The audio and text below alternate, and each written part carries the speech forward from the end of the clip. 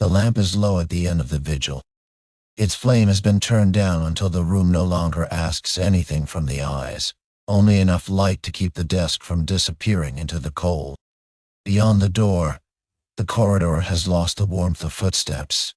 Stone gives back the night slowly.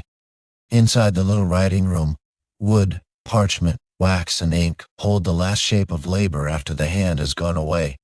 The desk stands close to the wall, not grand, not polished for admiration.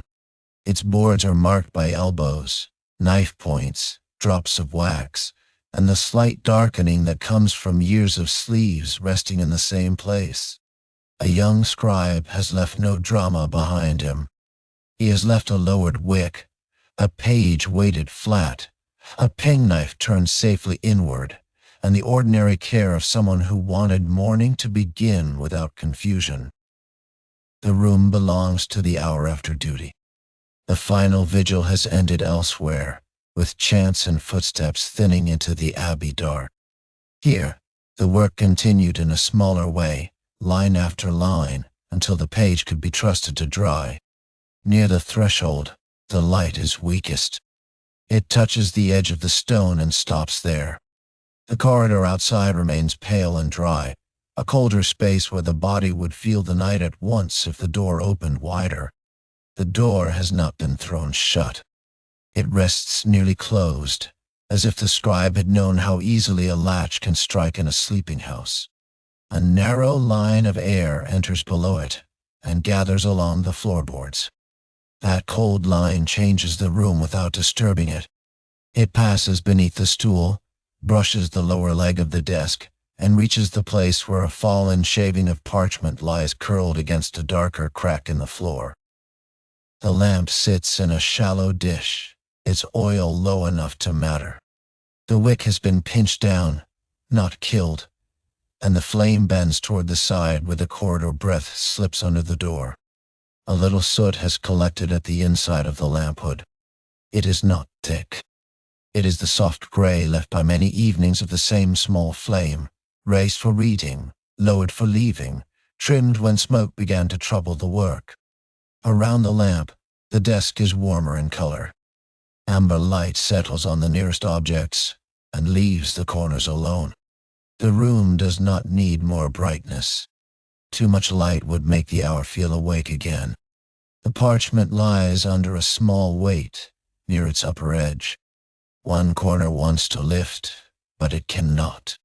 The skin remembers stretching, scraping, drying, and the slow pull of a wrist that had grown tired before the line was finished. Along the margin, a correction has been scraped clean.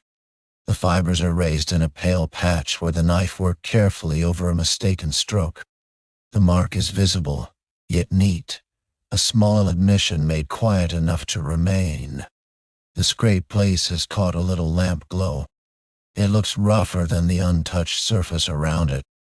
A fingertip would feel the difference at once. The smooth field of the page, then the lifted grain where error was softened rather than hidden. Beside the page, the penknife rests with its blade turned inward. The handle is nicked near the end. Dark oil from fingers has settled into the cuts, and the worn part fits the hand better than the cleaner wood farther up. The knife is close to the parchment but not touching it. That distance matters. A careless hand might have left a scratch before dawn. A tired hand, trained by repetition, has left the edge safe without needing to think about pride. The ink pot is covered loosely.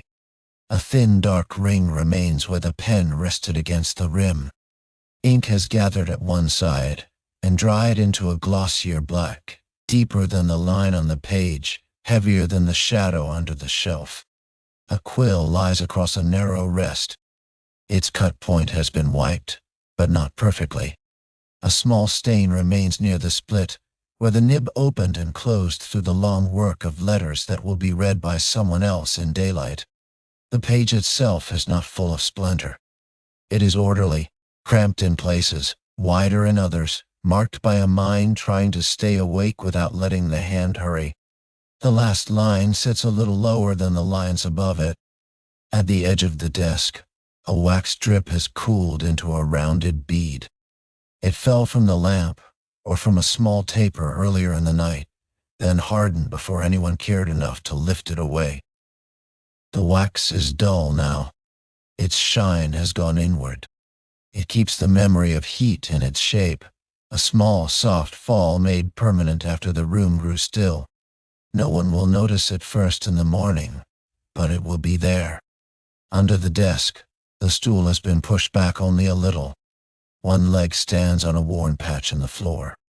The seat is plain, flattened by use, and one edge has taken the polish of a robe brushing over it night after night.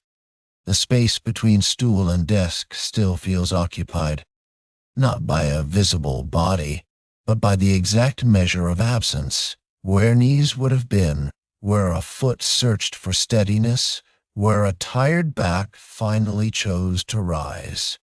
On the shelf, a few folded sheets wait under a strip of leather. They are not precious in the way a jeweled book is precious. They are valuable because they are ready, protected from damp, and near enough for the next hand. A small lump of pumice rests near the sheets. Its surface is pale and pitted. It has smoothed parchment, taken oil from skin, and prepared a surface that would otherwise resist the ink. It is a humble tool, but the page depends on it. The shelf also holds a tied bundle of scraps. Some pieces are too small for a full line, but good enough for testing a nib or catching a blot. Others can cover the lip of the ink pot when dust drifts down from the beam above. Dust has settled unevenly on the beam. Near the lamp it is hard to see. Farther back it lies in a soft gray line. The room is used often enough to stay ordered, but not so richly kept that every trace is wiped away. The wall behind the desk is cold. Lime wash has flaked near one corner, and a narrow stain runs downward from an old damp patch. The stain does not interrupt the work. It only reminds the room that stone has its own slow habits. Outside the door, the corridor will be colder still. A scribe leaving this room would have felt the change at the wrists first, where heat from the lamp and desk gave way to air moving along stone. He may have paused before stepping out. Not for a large thought, only for the final small checking that tired workers know. Lamp lowered, blade turned in, page weighted, ink covered, stool quiet, door ready to close without sound. That order is the real remainder of the vigil. Prayer and chant have passed into the deeper building. The writing room keeps the quieter duty. Not the lifted sound, but the prepared page. Not the ceremony, but the care after it. A small sand shaker stands near the back of the desk. Its lid is darkened around the holes, and a few grains have fallen beside it, where the hand tipped it too late or too quickly. The sand is ordinary, but it keeps the ink from smearing when a tired page must be left before sleep. The grains have gathered in the shallow places of the board. Some have stuck to the wax. Some lie on the margin where the wet line needed help. In daylight they would be brushed away with no thought at all. At this hour, they show the final patience of the work. Near the sand, a narrow ruler of dark wood rests against the page weight. Its edge is not perfectly straight anymore. It has guided columns, measured margins, and kept the hand from wandering when the mind had already begun to drift toward bed. The ruler has a pale scratch near one end. It may have come from the penknife, or from a metal point dragged across it too sharply. No one has repaired the mark. A useful thing is allowed to carry evidence of use as long as it still serves. A little scrap of parchment lies beneath the quill rest. It holds a few practice strokes, but nothing that can be read as a word. The marks are only tests of pressure and ink, the small trial a hand makes before trusting itself to a page that matters. Those practice strokes belong to the room more than to any reader. They show the moment before work becomes official, when the hand asks whether the nib is too wet, whether the line will spread, whether the lamp is bright enough for the next careful stroke. The shelf casts a low shadow over the back of the desk. Under that shadow, the covered ink pot seems heavier. The darkness there is useful. It gathers the things that do not need to be looked at again until morning. A narrow cord hangs from a peg beside the shelf. It may have tied a packet of sheets or held a small bundle closed during the day. Now it hangs loose, one end curled from old tension. It is not central to the work, yet the room would be less true without such small leftovers. The floorboards near the desk have a faint pale dust along the joins. Some of it is parchment dust. Some may be grit from the corridor. The scribe's shoes have carried both into the room, then pressed them into the path between door, stool, and desk. That path is short. It does not need to lead anywhere important to matter. The body used it again and again, entering with cold hands, sitting, rising to reach the shelf, stepping back to judge the drying line, leaving when the lamp had been lowered. The stool has no cushion. Comfort here has been reduced to habit. The right distance from the desk, the right turn of the shoulders, the right place for the left hand to rest while the other hand writes.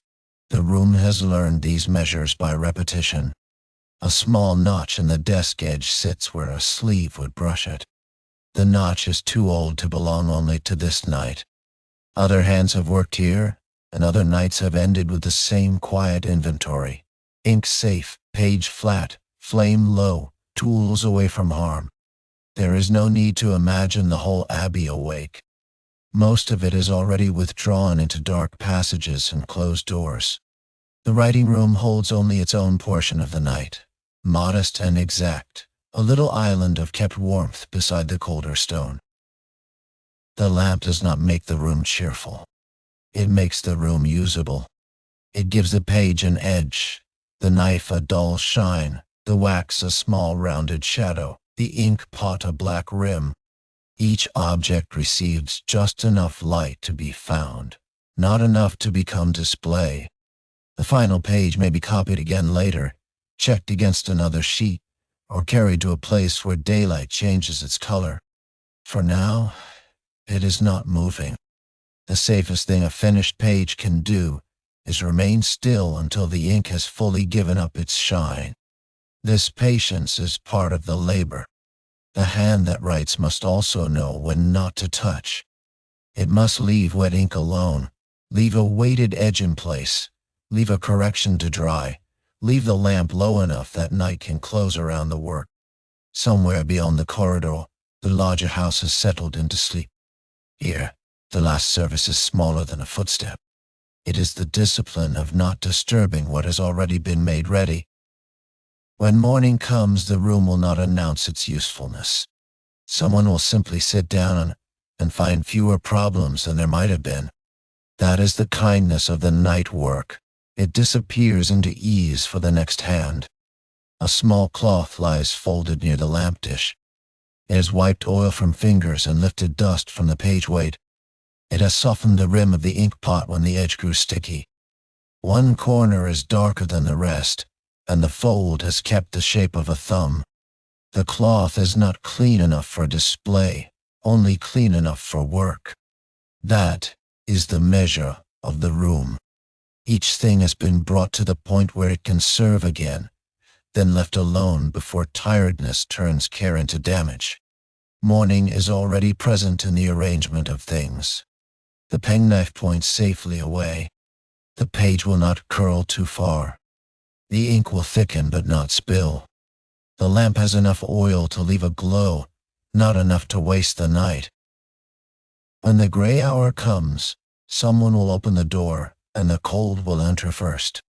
The flame may tremble. The page will be checked by touch before it is moved. The scraped correction will be seen again in a less forgiving light. The worker who returns may not think of the night before as a story. He will know only that the tools are where they should be, that the page is dry enough, that the knife is safe, and that the desk has not made morning harder. For now, the room lowers itself around the lamp. The shelf fades first, then the stool, then the far edge of the desk. The parchment remains visible longest, because pale skin keeps what little light is left. The silence is not empty. It has the weight of chosen placement, the knife not too near the page, the ink not left open, the stool not scraping against the floor, the door not left wide to the corridor. Each small restraint keeps the room gentle enough for sleep and useful enough for dawn. The flame shortens. The ink darkens. The wax bead cools completely. The corridor waits beyond the door with its cold breath held low to the stone. Nothing more is asked of the room. In the final quiet, the desk keeps its small order. A page, a knife, a lamp, a covered pot, a scraped edge, a stool pushed back from work. The vigil has ended, and the morning has been made a little easier in the dark.